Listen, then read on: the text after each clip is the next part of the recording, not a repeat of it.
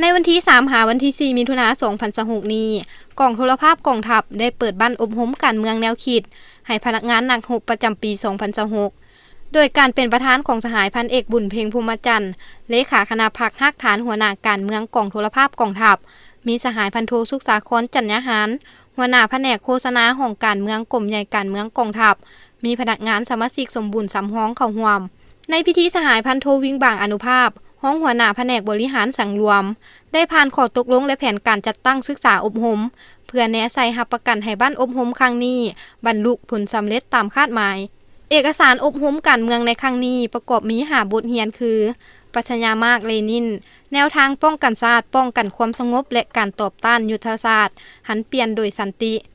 เวียกงานการเมืองแนวคิดในกองทัพเวียกงานพรรคเวียกงานการเมืองในกองทัพประชาชนลาว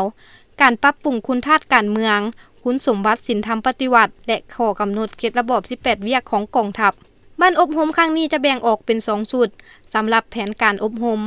ชุดที่1 3มิถุนายน2026อบรมให้บรรดาพนักงานสมาชิกพรรคสมบูรณ์3ห้องชุดที่2 4มิถุนายน2026อบรมให้นายทหารสั้นห้อยโทลงฮอดพลทหาร